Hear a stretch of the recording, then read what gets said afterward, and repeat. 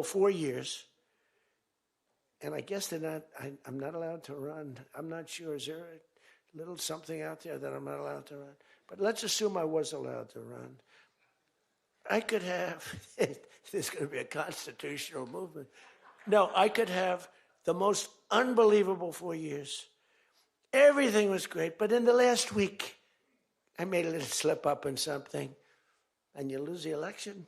It's like, so we can't let them forget that we did such a great job on the border. By the way, Venezuela, everyone, they're marching in the streets. They love it, except in New York. I mean, where they find these people?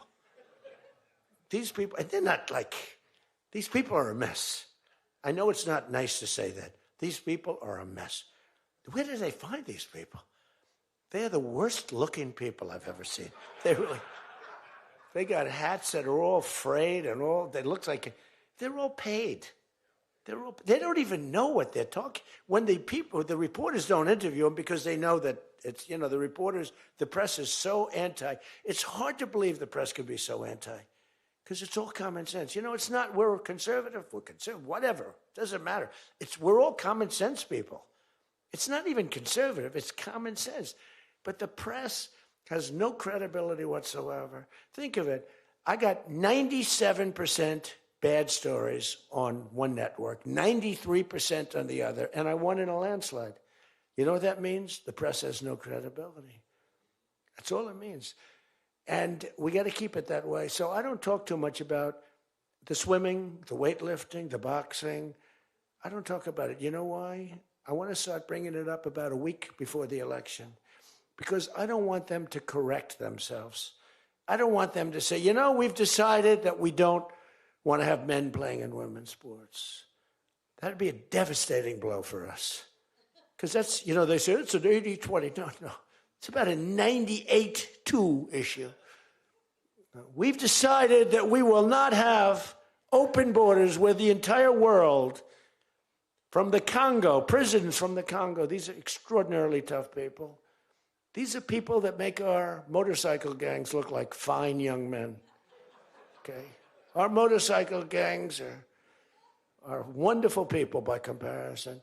No, they come in from prisons in the Congo. They come in from prisons from all over the world, but in particular Venezuela, Tren de Aragua. Tren de Aragua comes in, and Tren de Aragua, they say it's the worst gang in the world. It makes our gangs look like little sweethearts. It makes our gangs, you want to take them out to dinner, they're so nice. They cut off the fingers of people. One guy makes a phone call in Colorado. The governor stinks in Colorado. He's no control. So Tren de Aragua, they don't want to do anything about it. So ICE has to go in and take them out because the governor doesn't want to do anything. But they make a phone call. They've taken over my building. The landlord's calling. They took over his building. So the governor doesn't want to do anything. But he calls the police, the guy. They come in. Did you call the police? This is Tren de Aragua. We're talking to the man that owns the building. Did you call the police? Yeah. Boom, they cut off his fingers. If you call him again, the next time your hand comes off. Can you believe it? The guy's walking around, his fingers were cut off. And these are the animals that we're throwing the hell out of here. Washington, D.C. is now the safest city in the country.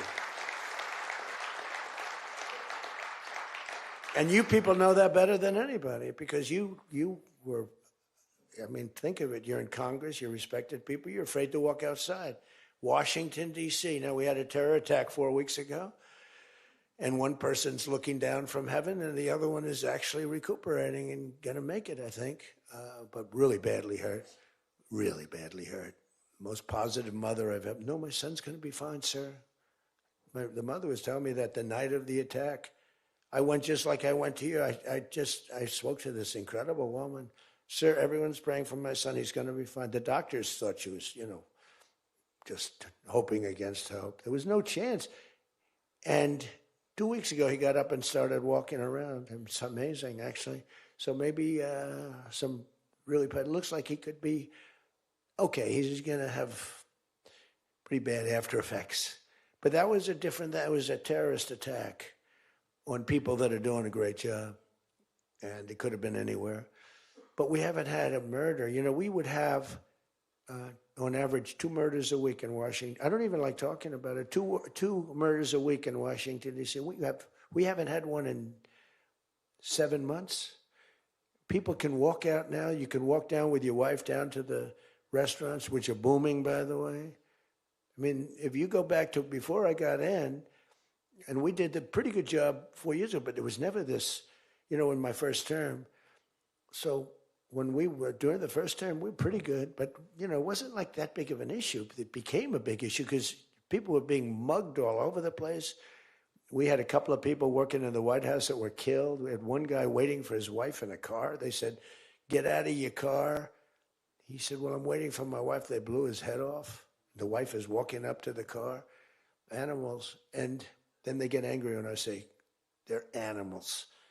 Nancy Pelosi, "They're not animals. They're human beings." No, they're not. This is another thing. That's a 98-2 issue also. No, they're animals. And we've taken them out. We've took out over 2,000 people, brought them back to their countries from where they came, or they're in prison now in Washington. Because it's not just like, you have to take the bad ones out. 2%, 3% of the population causes 90% of the crime. Think of it. 2% of the population in Washington, D.C. causes 90% of the crime. So when you get rid of the 2%, we took out over 2,000 people, got them out of the country or in prison. Some were so bad that we didn't want to send them back to their countries because they'll come back in, even though it's hard now, but they're pretty smart. They're sick, but they're smart. But you're now living in one of the safest cities in the country. It's a great thing. You can walk to the restaurants. Restaurants are booming. New restaurants are open. They were all closing. You wouldn't have had a restaurant. And I don't know about you, but to me, those soldiers standing there look so good. I'm not going to feel safe walking down the street without them. I don't think you would either. Even though, we took out so many criminals, I just feel better. To me, they're beautiful. I look at these soldiers, and you feel safe. You feel safe. I don't think if we took them out, even if the crime wasn't much, it would definitely be more. We did a great job in Chicago. They don't want to talk about it. We, against all this slob of a governor, this stupid slob, who's the family threw him out of the business. He was a dope, and the Pritzker family. But they threw him out of the business. And the mayor, he's a low IQ person, extremely low IQ. We should give everybody, like, these competency tests, right? The cognitive, they call it cognitive. I'm the only president that went for cognitive. I think every president and vice president should be forced to take cognitive exams, mental tests, like, are they intelligent? Wouldn't it be nice? Do you think Walz could pass a cognitive test, as an example? Do you think Kamala could? I don't think Gavin could. He's got a good line of crap, but other than that, he couldn't pass. I mean, here's a guy who didn't want to have water coming down from the Pacific Northwest. Why? They have a little tiny fish, this big, it's a little tiny fish. Not doing well. You know why? No water. They said.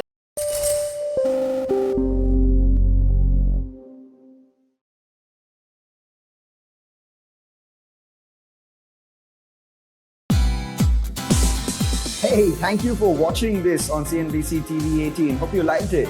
For more such interesting news and updates, follow CNBC TV 18 on all the social media platforms.